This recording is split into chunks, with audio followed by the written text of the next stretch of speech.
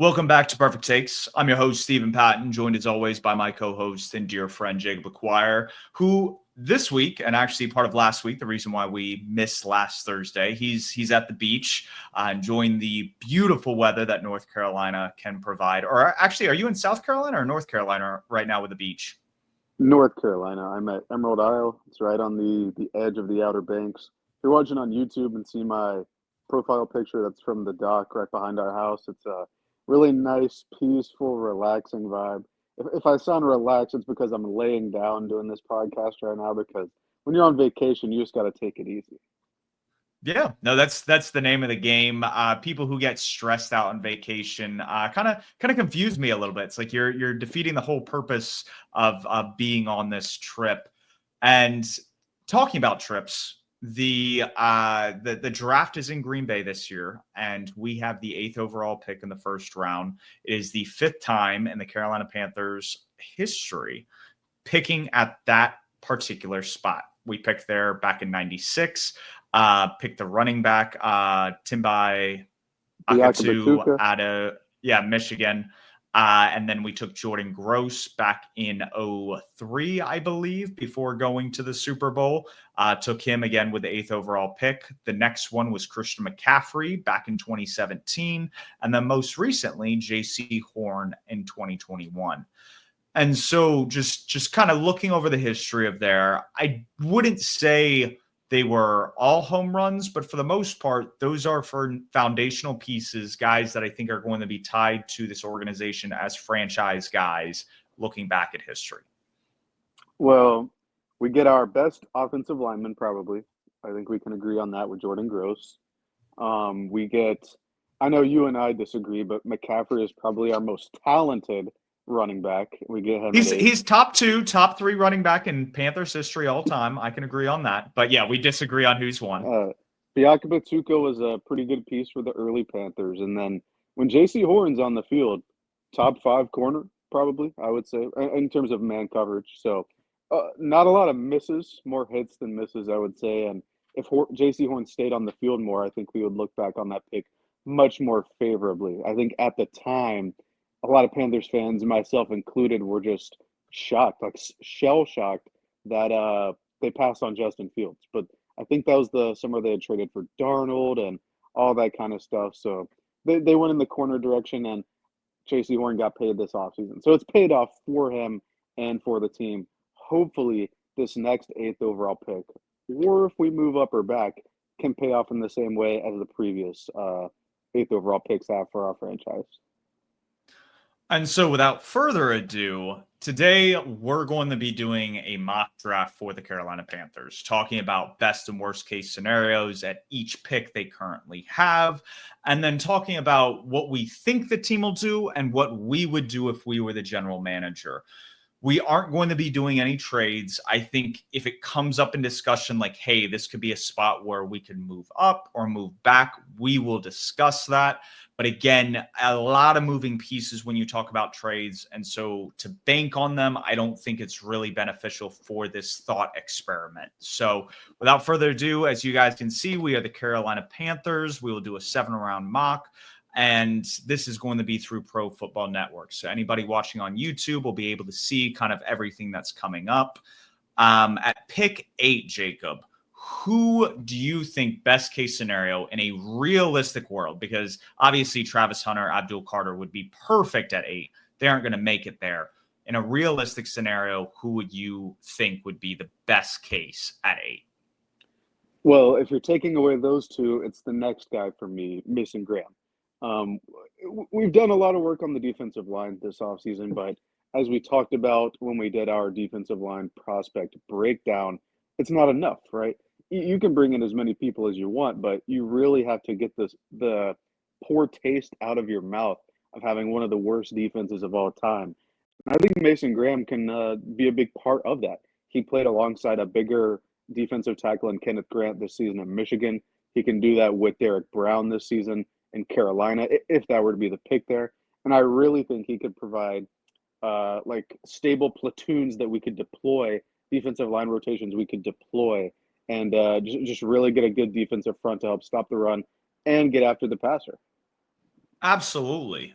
This is a guy that has been on both of our radars since the end of the football season in discussing how the team might go about fixing the trenches. Unfortunately, in this experiment, Mason Graham goes at 7. So we miss him in this thought experiment.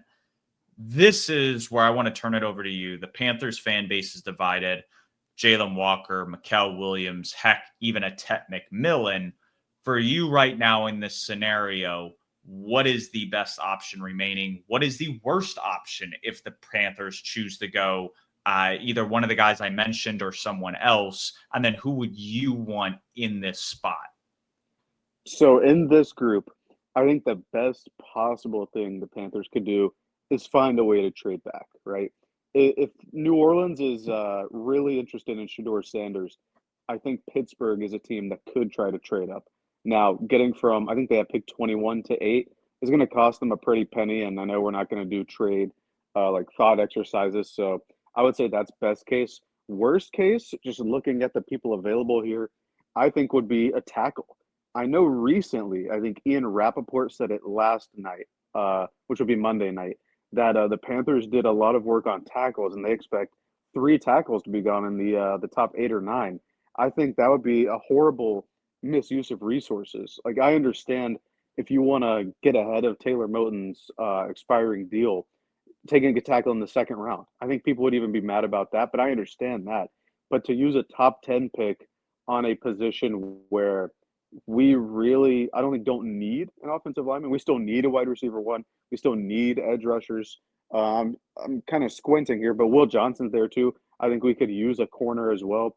I think that would be just really, really rough. And I think the fan base, probably us included, initially would revolt. Like maybe they don't plan on extending Ike Aquanu, and that's the line of thinking, or maybe they know Taylor Moton's at the end of the road, and that's the line of thinking. But there are still so many spots on this team that need to be addressed that I think tackle would be for sure the worst case scenario if we stick and pick at 8. I definitely agree with the sentiment that it would be one of the worst decisions to go tackle. It wouldn't make a lot of sense considering the cap spending on the offensive line already. We've already, I think, allocated, at least last year, it was the highest in cash and cap allocated. It's It the may same again be, this year. yeah, We're number one this year. and we're probably going to be for the next couple of years, like top 3, top 5. And it's like, okay, on top of that, you're going to double down and add yet another top 10 pick when you just drafted Ike Aquanu in the top 10 a couple of years ago. It does seem like a misuse of resources, especially when on the offensive side, if that's where you want to go, there's a guy in Tet McMillan that makes a lot of sense, especially at the X wide receiver position, which you wanted Deontay Johnson to fill last year, wasn't able to work out. Now, do you take another stab at that again? And I'm intrigued. He's been in the building. He meets a lot of, I think, the size requirements from the receiver position that I think Brad Idzik and Dave Canales are looking for. But here, I think obviously the defense is just such a glaring need that it probably does come down to the 2 Georgia defenders. And personally, I know you brought up the tackle being probably a misuse of resources. I think drafting Jalen Walker is a misuse of resources. And I've said this on Twitter. I've definitely raised my voice and gotten heated on a couple rants on this podcast discussing that. And again, drafting someone as undersized as he is with the lack of production that he had, it's too much projecting for me to really like agree that a top 10 pick is worth it for this guy. So I'm down the Tet McMillan and Mikael Williams here at 8. Are you kind of in the same threshold, or do you feel like there's a different direction that should be taken? Yeah, I'm down to those 2 guys as well. And as far as Jalen Walker, like I can understand the vision with him, right? I think he's a very multiple player that can fill a lot of roles. But I think when you're taking someone in the top 10, and I think it was Mike Kay on his the Charlotte Observer does a weekly newsletter. And it's free. You don't have to subscribe to the newspaper to get it, like the email every. I think it's on Mondays. He explained that for a top 10 pick, you don't really want a tweener. You want like a guy who's really good at one thing. And that's Mm-hmm. kind of where I land with the Jalen Walker thing. But I can understand what they want. So as far as McMillan versus Michael Williams, I actually would lean toward McMillan. I think getting a number one, somebody who has number one receiver potential is like quietly one of the two biggest needs on the team. I really don't think Xavier Leggett is going to be a wide receiver one. I think he could be a high end receiver two, like DK Metcalf in that kind of range. DK is a high end receiver two to me. I think that's Leggett's ceiling. I think they play quite similar actually. And then if you could get a true receiver one, somebody who has an enormous catch radius, who actually runs faster than he did with his 40 time. He was, I think, second among top wide receivers in like on-field GPS this season at 22.7 miles per hour, which is quite fast for somebody his size. So I think the people being concerned about him being slow is a bit overblown. But I think if you want to continue having Bryce Young show progression, you need to give him viable weapons, right? And this isn't just for this season. Adam Thielen was going to retire this year and came back for one more year. We gave him a little pay bump. So I think getting multiple young receivers for the future, McMillan, Leggett, Coker, would only help the team in the future, not just for this season. So for that reason, I would go McMillan. McMillan is also higher on my personal board than Michael Williams. I think it's 12 versus 14. But in this scenario, that's where I'm leaning. And this thought experiment, what we're using with Pro Football Network, Ted McMillan is the 10th overall prospect. And for those watching online, Mikel Williams is the 21st. Personally, what I would do, I would draft Walter Nolan. I think he shows flashes of a player that deserves a top 10 pick. The issue is obviously the motor and him not always playing up to that level. But again, I think that's a coach's job to really unlock that and get that out of a player when you see the. And even though they are flashes, they're at a high enough rate to where people in this class and puts him in an air where I don't think he's being talked about enough. But again, for this experiment, I agree with you. Ted McMillan, he has the pro visit, or the 30-day visit with the team, and not 30-day, the 30 visit. I'm all over the place. But with Ted McMillan, we will take at the 8th overall pick. We don't pick again until pick 57, where you talked about trading back from pick 8. Why I think the team wants to move back from 8. I don't think they're going to have a suitor that wants to necessarily move up at the price that the Panthers may be asking. So this is where at 57, especially with all the dairy capital, I think the Panthers have the ability to move up in the second round. And this is where I think they need to go defense again, potentially. But really, if you don't go Ted McMillan in the first, like we just did, I think the second round is ultimately where I would go for an offensive player, whether it's a tackle like we just talked about or a wide receiver. And I think there are plenty of those options kind of in that day 2 range that are going to be perfect. But since we already took Ted McMillan, Carson Swessinger is off the board. Who do you think is a good fit at 57 for this team? Yeah, I think if you want to look at the Chargers last year, where it was, do they go alt or do they go Malik Neighbors? They ultimately go O-line. And so for the rest of the draft, they do other things. I think that's how it's going to end up being for us. Even if we take an edge rusher at the 8th overall pick, I think the second round pick and potentially the 3rd and 4th are going to be other needs. They want to diversify their portfolio, if you will. So with receiver off the board, I like Ariante Ursary. He's a really good right tackle. I think every year you see right tackles kind of like career right tackles rise in the draft process. So I'm a little not confused, surprised that he's still available with the 57th pick. If you want to replace Taylor Moton, I think that's how you do it. If you think back to when we drafted Taylor Moton, he didn't start his rookie year. He played behind, I don't remember who the right tackle was at the time, but he played behind him that entire season, then took over, and really hasn't missed a beat until this past season where he missed 2 or 3 games. So I think that could be an option. I think if you want to click on like the edge rushers that are available, any of those guys are options, in my opinion. The edge rusher class is quite deep. Braden Swenson, I think he had a 30 visit here. Jordan Birch, local guy. Ashton Gelati from Louisville is a good one. I don't think you can go wrong with any of the edge rushers here at 57, but if I had to prefer, or if I pick out of any of them, for me, it would be Braden Swenson.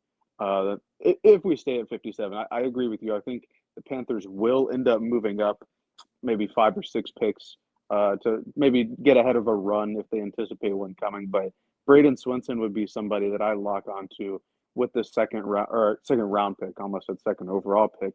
Really good run defender for an edge rusher. You don't see that a ton with prospects coming out of college. That kind of has to be a thing you teach. And he had pass rushing production to back it up this season. I think he had 8.5 sacks this year at LSU. So I think a tailor-made player ready to come in and produce. You really can't go wrong with that, especially in a position of need. No. Braden Swinson offers a lot of upside for the team, had a lot of production, like you talked about last year at LSU. And I think that'll translate to the next level. I don't think he's nearly as explosive as some of the other pass rushers that are towards the top of the draft. But again, that's why he's being talked about in the second round. Still a very good player, can offer a lot for a team that's looking to upgrade at the pass rusher position. So I definitely could see Braden Swinson going here. For me, I want to kind of go back to your point about Ursary at the tackle position, because again, what I think the Panthers will do and what they should do are two different things. I think they go defense ultimately at 8, no matter what. And so at pick 57, I think that gives you the luxury, or if you move up 5-10 spots, to get this tackle to be the future behind Taylor Moton and not feel rushed, because that's what the draft is really there for. It's not getting immediate production. It's very rare not only to find a guy like Puka Nacua or Malik Neighbors or Brian Thomas over the past couple of years that immediately they come in and they produce at extremely high level. It's hard to find that coming out of the gate. And so if you can draft a player that has a lot of the traits and characteristics you want at a certain position of value, draft him before you need that position. And we see so many really good front offices do that. I think the Baltimore Ravens and the Philadelphia Eagles are excellent examples of this. And so to copy some of that would be, I think, ideal in this instance. Since we took Tet McMillan, even though Ursary's on the board, do you think taking Braden Swinson would be the move here if you're the Carolina Panthers? You already went offense. You were the 32nd worst defense last year. You did a lot in free agency already to address the defense, but there's still several holes. So where are we going at 57? Well, I'll just say this. If it ends up being McMillan at 8 and a tackle at 57, put yourself in Ejiro Avero's shoes. You got to be pissed, right? We had Yeah. the worst defense of all time last year with below average personnel, and then you spend 2 back-to-back picks on offense. I'm with you. I do think we're going to go defense in the first round, but if we don't, you have to go defense in the second. And Swenson really sticks out for me as somebody that can come in and immediately produce, be a part of the outside linebacker rotation pretty early in his career. I would have looked at Carson Schlesinger, but I think he went 1 pick before to the Buffalo Bill. Yeah, he did right there. And yeah, I think Swenson's a really good one.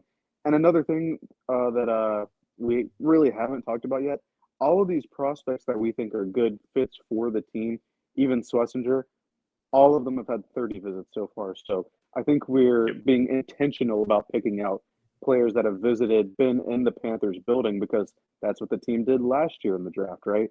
Xavier Legette reportedly had 5 or 6 meetings, and then after that, it was 30 visit, 30 visit, 30 visit, big Senior Bowl and Combine visit, another, I think it was a Senior Bowl visit with Crumity, and then Michael Barrett ended up being traded eventually for Mike Jackson. So that one kind of sticks out. But all of them, the Panthers did a lot of research on, and all the players we've talked about today, they've done an adequate or equal amount of research. When you're talking about 30 visits, up on the screen, we have in sequential order, and they all have visits. Braden Swinson, Jordan Birch, Ashton Gelade, Kyle Kennard. That's just crazy that like all these edge prospects have had some form of a visit, whether it's 30 or local. And it's just cool to see the Panthers doing their due diligence, having targets at different spots of this draft. I'm with you. If you go offense in the first, you have to go defense in the second. If you didn't go Tet McMillan in the first, and Ursari's not on the board in the second, a guy that I think might be potentially in play. He's actually taken at pick 55 2 spots before, and that's Jalen Knoll out of Iowa State. I think he's a really solid guy in terms of playing in the slot. And we'll talk about a slot wide receiver in a little bit who I think will play a similar role and be available a little bit later. But this is a guy that I think really has the ability to, I wouldn't say necessarily be like a Lad McConkey level producer out of the gate, but I think with just some of the intangibles, the route running, playing bigger than really the size he is, I think him and Kyle Williams are kind of those two wide receiver prospects that I think could really surprise at the next level, despite being a little bit undersized. And I think that it creates a little bit of value on day two to where you can get a guy that can be a contributor very early on at a high level. For sure, and I think the simulation is selling Knoll a bit short. I think he's going to end up closer to the 30s than the 50s in this one, but we'll have to see how it plays out. So I think we're in agreement with Swinson here, and then luckily we don't have to wait like a 50 pick gap between our second and third round pick. Well, I think we have our own third round pick. So who do we have available here? So this is where I would argue, and just at pick 3, where you've only taken one defensive lineman at this point. It's a deep class, and I think you can keep throwing darts. But I really like Jordan Burch out of Oregon. He's a guy for me that I this is what I would do at pick 74. He has a team visit. He meets all the size parameters. I mean, this is a big dude. This is a guy that I think really, like, he's not necessarily Shamar Stewart level, like size and athleticism, but he's pretty darn close to that. And I think when he has that kind of size, you can play him inside and outside. His bull rush is phenomenal in terms of just closing the pocket. And I think this is a guy that you can really lean on early downs as well as pass downs to be a contributor. And so I think when you get a guy like Braden Swinson, you get a guy like Jordan Burch, you add that to a room with a lot of savvy veterans, that's a good rotation that I think can really elevate this team to potentially a playoff contender winning the NFC South. I think that is how you get kind of the train moving in that direction. I don't know what your thoughts are here, but for me, this just screams go back-to-back edge for me. Yeah, I'm with you. I think you can redeem yourself with the former Oregon pick of DJ Johnson by taking somebody who's a similar build, a little bit bigger, but can really affect the run immediately and has juice as a pass rusher.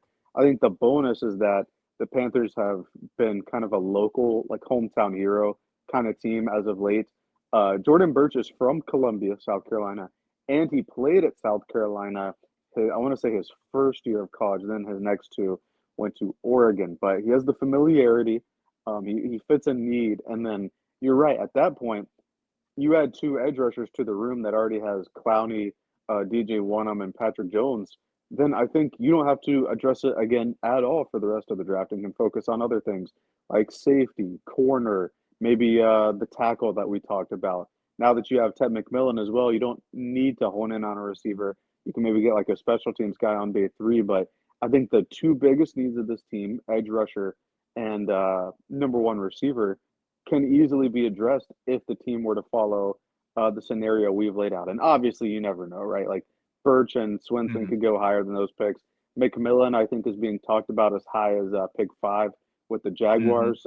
That pick to me is really interesting. I know I'm getting on a tangent, but the Patriots and the Jaguars picks, I think, really are going to set the stage for the rest of the first round, with like Genty being there or a tackle, or even Jalen Walker's being talked about that high. But in this case, Ted McMillan, we take him, Swinson, and then, yeah, I'm with you, Jordan Burch. A little bit of Etor Gross-Matos inside-out versatility that you can deploy him on early downs and then on NASCAR packages in pass rush downs. Absolutely. I think with YGM, that's a good comparison there. And towards the end of his rookie contract, when he was healthy, he was a big contributor to this team, a really good run stuffer. And I think Jordan Burch would bring elements to that would be really key for this team. If we weren't going to go in the edge direction, depending on how the Panthers board looks, another player I would consider here in the third round, and it may be a little bit high, but again, another local guy. He actually graduated from South Carolina and transferred from the University of Charlotte. We're both Charlotte alums, so very cool to see yet another Charlotte guy enter the draft. We had Larry Okunjobi and I'm blanking out on the true star, Alex Highsmith. Pittsburgh too. Yep. And so those two guys represent the 49ers well. Demetrius Knight. This is a guy, when you talk about the linebacking room, I'm not happy about kind of the state of it. It wasn't a great room last year. It got really thin with injuries. And you wonder, okay, if some of these guys get hurt again, where is the depth? And so I think if you're looking to be balanced in your approach, you're potentially intrigued with some other edge prospects like I'll say a Q Robinson as maybe a guy that could be there in a round or two later. But this is a direction where we talked about linebackers like a week ago. After the first five, there is a huge drop off. Is this a time where you think, hey, Demetrius Knight could be in play? Because like you said, Jordan Burch could be off the board. And if he is, would you still go one of the other edges available, or would you potentially consider Demetrius Knight here? I think you have to consider Knight. After those top five guys, it really gets kind of rough. I didn't watch Teddy Buchanan, but I know people are high on him, so maybe he could be an option in round 4, the linebacker from Cal. But I think you have to consider Knight. I think if you click on the safeties tab, if anybody's still available, I think you have to consider them as well, like Andrew Makuba or is Jonas Sanker's there. Maybe that could be somebody in the next round. I think this is a little rich for. We only have Trayvon Merrick on the roster, and then it's Damani Richardson, who was an undrafted free agent last year, and Nick Scott, who's going to be more of a special teamer, right? So you still need a safety, but I think in the position that we're in, fixing the defensive front is really, really important. So I'm with you. I think going back-to-back edge rusher would pay dividends for this team. I agree. We saw last year the Panthers take pretty much in the top 100 picks. 3 out of their 4 picks were offensive players. They went wide receiver, running back, linebacker, and then tight end. I'm a little bit concerned because the last 3 picks after the Xavier Legette pick were non-premium positions. Do the Panthers continue to focus on the actual positions I think matter long term when you're looking at, okay, if we hit on this guy, this is someone that's going to pay it forward before we extend them and be worth the money that we're going to hand them. And to me, where we've gone Tet McMillan, Braden Swinson, and now where we're taking Jordan Burch, why I think that is the analytically sound approach. What happened last year has me a little bit worried that where we just talked about Demetrius Knight, they may go there with this one, or Makuba, because they feel like, hey, we have a lot of needs, and we feel like Makuba's slightly rated higher than Jordan Burch and not really taking that positional value into account. That's what worries me at the end of the day with this pick.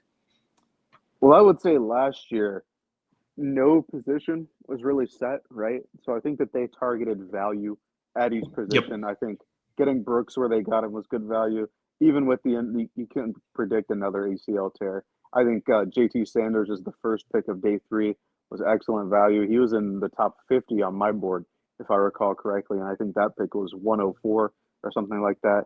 Trevin Wallace was a bit rich for me, and Legette was a bit rich for me. But I think if there's any coaching staff that can identify good traits in wide receivers, it should be the one that's a big-time, former receiver coaching staff. So I have faith that they have a plan for Legette there. And then adding Tet McMillan here would be, I think, a perfect complement. But with the 2 edge rushers in place, those are definitely analytically sound spots for the future, because you got to think Clowney's gone after this year, Walnum's gone after this year, so you're getting 2 people to step up into those places. I think you can't go wrong with back-to-back edge rushers in rounds 2 and 3. No, I really don't think that is going to be something you look back on and be like, oh, why did we do that? Because even if you miss on one of those guys, if one becomes a solid starter contributor, maybe heck, even a superstar, it's completely worth it. And that's why you always want to keep taking dart throws at those premium positions with premium draft capital. And that premium draft capital really exists in the first 100 picks. And now we're outside of that. And I think that's where it's okay, let's turn our attention to the secondary. to tertiary weapons, whether it be another tight end, because all we have right now on the roster where we talked about safeties with tight ends, it's just JT Sanders, Tommy Tremble. It's like, okay, do we need another body like a Terrence Ferguson out of Oregon there? You talked about wide receiver a little bit earlier. And I think with a slot, if you don't take Ted McMillan, Jalen Lane out of Virginia Tech starts coming up in discussions. But here at 111, I think it's smart to now look at the safety pool. And believe it or not, Jonas Sanker is on the board. Is this who you think the Panthers should take if he's available here at the top of the fourth? Sanker wasn't my favorite prospect, but the Panthers liked him enough to bring him in, right? And did their homework on him. And like you're saying, we need safeties, right? This, like, Yep. you talk about the tight ends. I think safeties are the same. They're like the tight ends of the defense in terms of how many bodies we need in the room. So I certainly wouldn't be opposed to Sanker. At this point, I feel like we're just going to kind of breeze through these day 3 picks. And it's like, oh, the Panthers invited this guy or had a lot of interest in this guy. That makes sense, right? Because that's what they did last year. So I would be cool with Sanker, especially considering we have, another pick 4 picks later because of the Jonathan Mingo trade. So, yeah, you can definitely And swing on a safety or a tight end or something at that spot just because we have another spot very, very soon after. We have 2 picks in like a 4-pick kind of space. You have the Saints and the Lions currently picking between 111 and 114. Obviously, those picks could trade hands between now and then. But what's interesting looking at the board, we just talked about it a round ago, Demetrius Knight is actually still on the board. Deion Walker from Kentucky. You want a space eater that can kind of play nose tackle. He's going to be that guy. One of my favorite wide receivers in this draft class, Xavier Restrepo, is still there. And then Jonas Sanker, who we just talked about. So a lot of guys right there could be in play for both of those picks.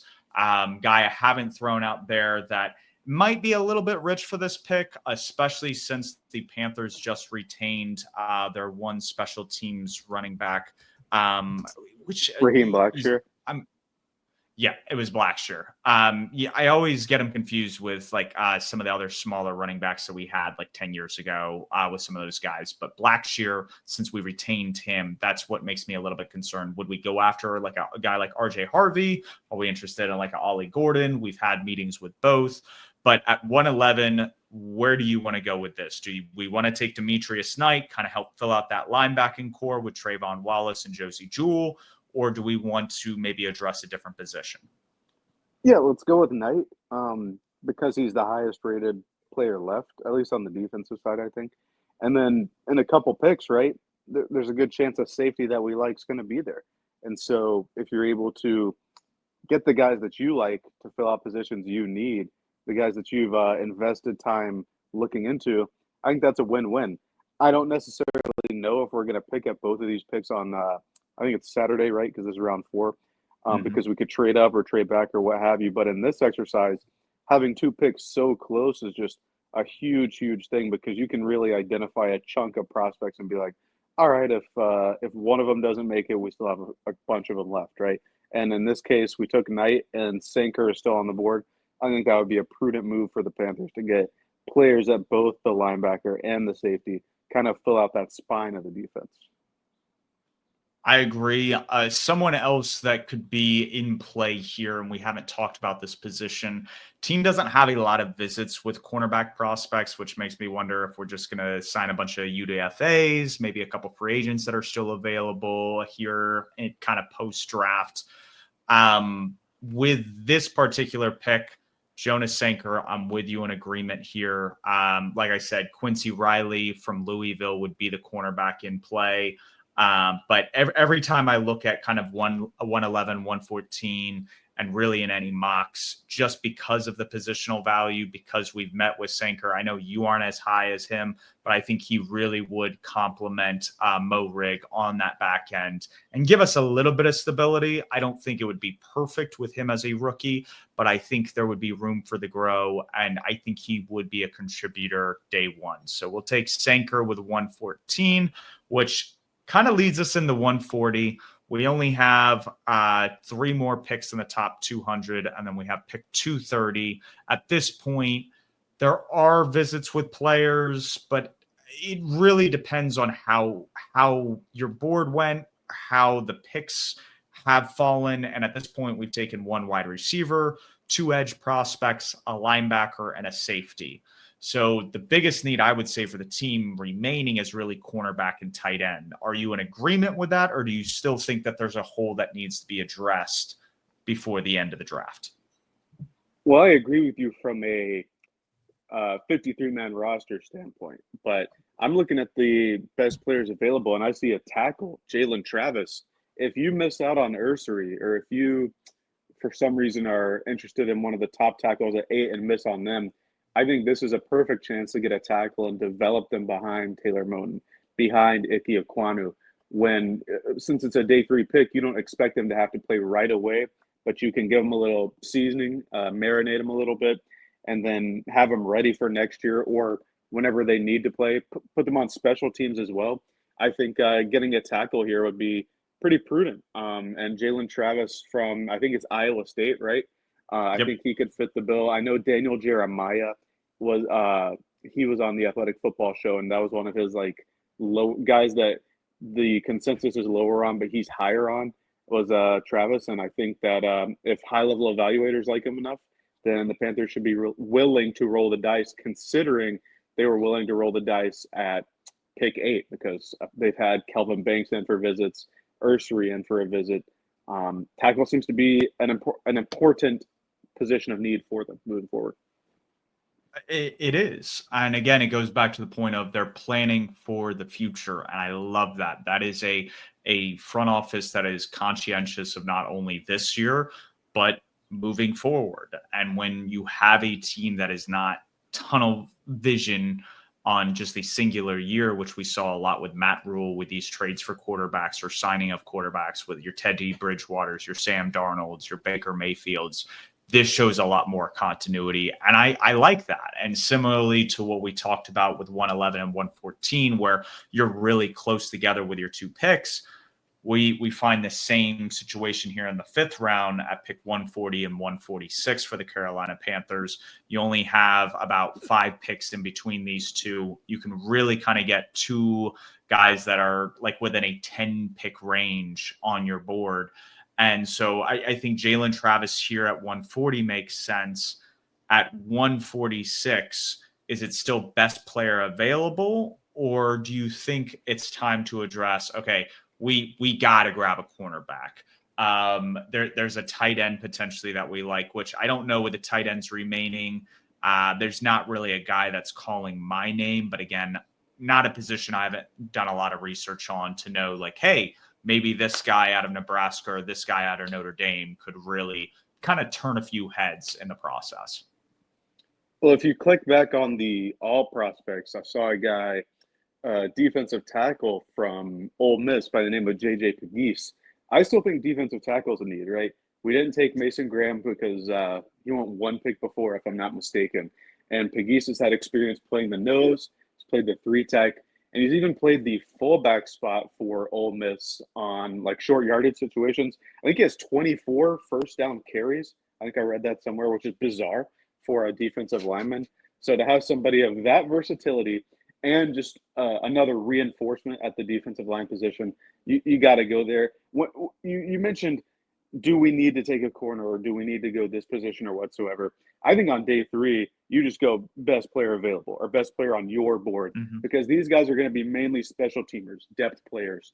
And if they can become more than that, excellent. But if you are looking at them and thinking, oh, well, we need a corner 3, right, just in case, you might end up reaching and taking a guy that can't contribute at a high level or just is detrimental when he's out on the field. So I think when you can identify players that can fit on special teams and fit in your rotation, you always got to go for it. And defensive tackle to me, defensive tackle depth is still a position of need. So I'm really honing in on Pegues there at was that 146 is our pick there. Yep. And I really do agree with you. We have been in harmony, lockstep for most of this process. Again, we've also had long, extensive conversations about the draft leading up. So a lot of idea bouncing off of understanding where team needs are. And I agree with you. This is you need help on the interior of the defensive line. A lot of the guys you signed are veteran presences for another year or two. They aren't long-term solutions at the position. And so taking a guy like this that you don't necessarily need major contributions from first day out of the gate, but could become a contributing starter. I'm not saying he's a guy like Milton Williams, but we just saw kind of with the Philadelphia Eagles, a guy that could get drafted, not get forced into a starting role, really blossom into a key player for a Super Bowl run. So again, having that mindset of drafting not necessarily for need, but best player available on day 3 is still a sound, I would say, ideology when it comes to the draft. So we'll take JJ out of Ole Miss, and we are now at 163. We have 2 picks left in the entire draft.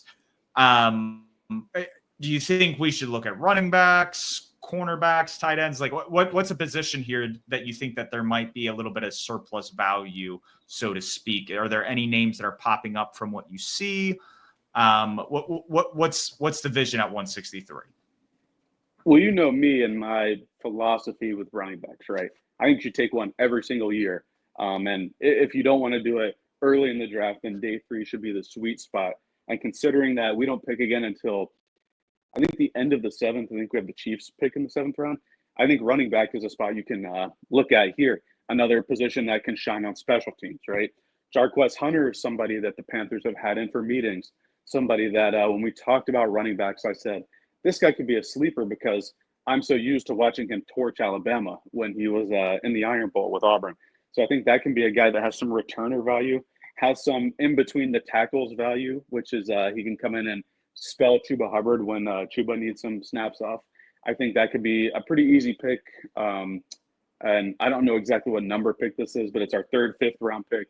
And yeah, I always draft a running back. You should always have a platoon. Even if somebody like Jonathan Brooks gets injured, you'll have 3 other guys.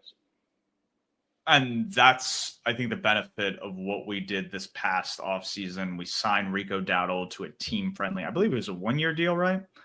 And that was kind of to be the bridge for Brooks getting healthy. And so it's like, okay, well, if you draft another guy, I know I brought up RJ Harvey at a UCF. He's a guy that got brought in for a 30 visit.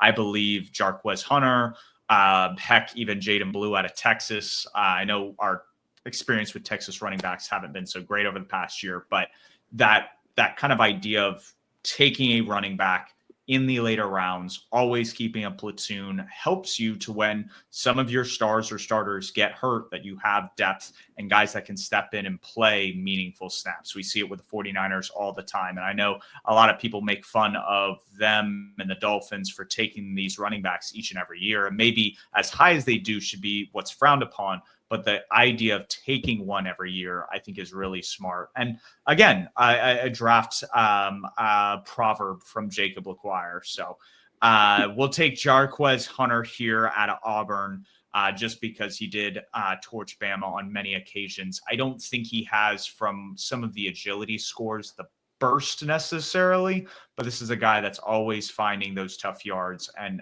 really able to kind of push for that extra little bit, which is, again, a good compliment to Chuba Hubbard. Yeah, good in between the tackles. I think he's a strong runner and good long speed, right? He doesn't have the acceleration to get into the hole and burn past guys, but if he gets going, kind of reminds me of Xavier Legette, right? If Legette gets going, I think Legette ran like a 4.35 at the combine, so it's hard to catch him, but in that immediate short area burst, I don't think he has it. And I think we've arrived at round 7, right? I have somebody in mind here, and I know you might disagree with me because of philosophical differences, but if you could click on special teams and if a kicker is available from Miami, that's who I want, right?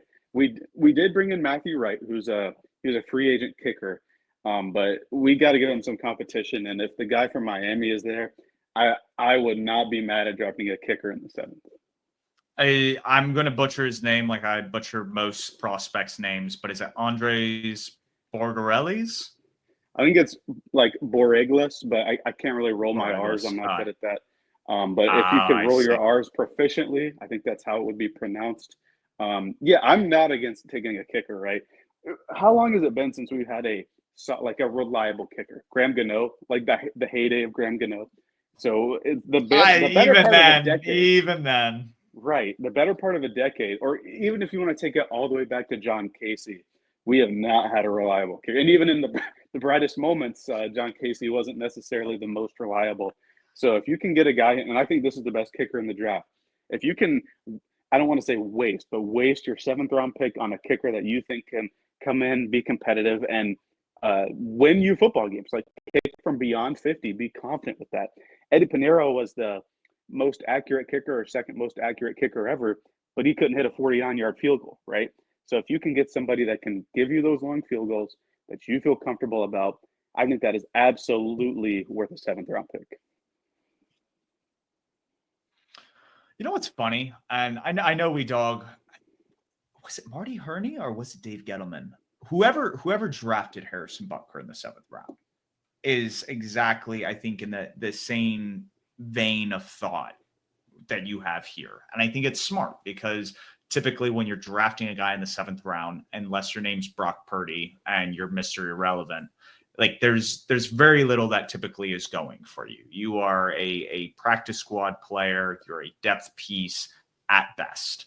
And so if you can get someone that can actually see the field and give you meaningful production, like you said, make those 50-plus yard kicks, be accurate with inside 40, you have a chance to be a franchise player in some very key pivotal moments on Sundays. So I like this idea. I don't think it's too rich. I think it's a little rich when you start talking 4th, 5th round, or where we've seen kickers gone on day 2. Like, that should never happen. But here at the end of the draft, after pick 200, I think it's definitely in play for a team because you're talking about someone that's going to get 0 snaps compared to someone that might get 5 to 10, depending on what they're asked to do on kickoffs, extra points, field goals, et cetera, et cetera. So I like this pick here.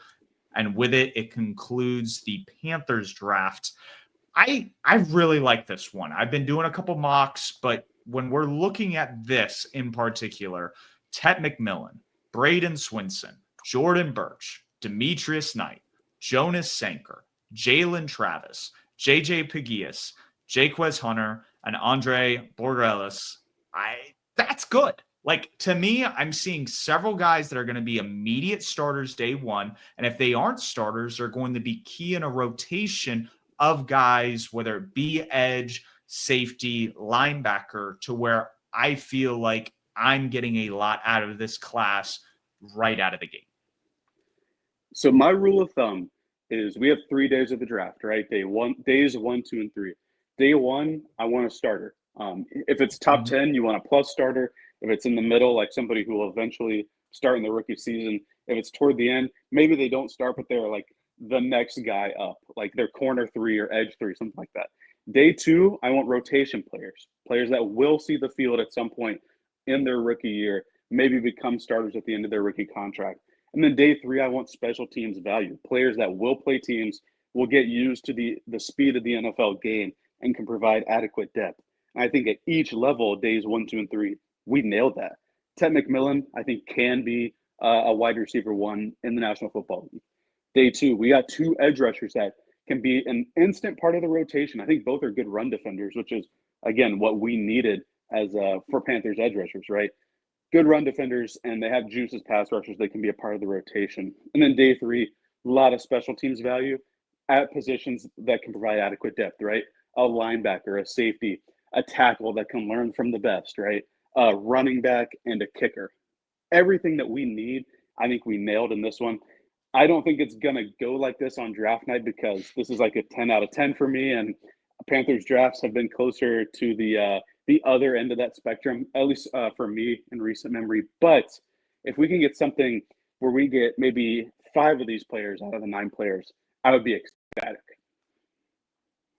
I would be too. I've done several of these mock simulators over the past week, and like the fact that several of these players fell to different spots. Like, I don't know if Demetrius Knight's going to be there at the top of the 4th.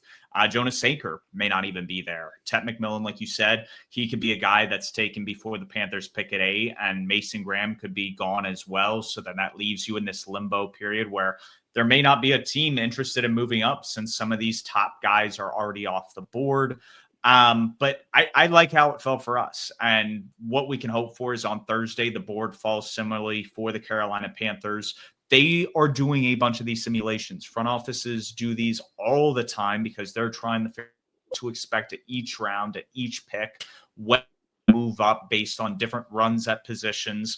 And so it will be very interesting and very telling based on day one, day two, how the rest of the draft goes, in my opinion. And I've said that multiple times, but if they're going defensive line in the first, then in the second round, maybe they're going on the offensive side of the ball. Then they're going back to addressing the defense. But I would definitely think a strategy similar to last year, just flipped on its head, and mostly defensive players will be the process and methodology for the Panthers front office. And they've been very clear about it. That is something that they've been transparent.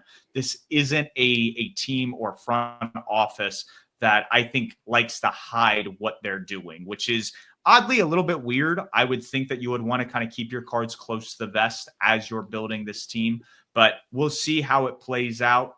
I'm excited, but again, a little bit nervous because this could go all downhill very quickly, just as much as we have all this hope from a potentially great draft. For sure. You know, at some level, I want us to trade back because I would love to have extra picks, but I would just be so stressed out moving back from 8 to like 20th and then having to wait again. Like, I kind of want us just to stick and pick at 8 and see what happens. But I'll be back on Charlotte for the draft, or back in Charlotte, excuse me, for the draft on Thursday. And yeah, I'm really looking forward to it. At the beach house here, I'm in a downstairs room and there's a TV and I just have it on NFL Network and it's been playing draft stuff for the last 128 hours or however long we've been here, just repeating the 2022 draft or the combine or something. So I'm ready for the draft to be here. Oh, and we're gonna tear it up. For anybody who is in Charlotte, we will be in Montfort. We're gonna be having ourselves a time. But before we do that, and before we watch the draft live, we will be bringing to you our first round mocks. Both of us will have separate ones. We'll talk about kind of picks that we have similarly, which I think some of the top picks will, and then what picks we differ on, which will probably be most of the rest of the first round. And as always, we'll see who gets the most right. I saw a really cool system, and I know I'm bringing this up as we're wrapping up, but we'll have to apply it and just see kind of from who got the right player at the right spot, the right team, et cetera, you get X amount of points. So we'll add them all up, see who won the draft.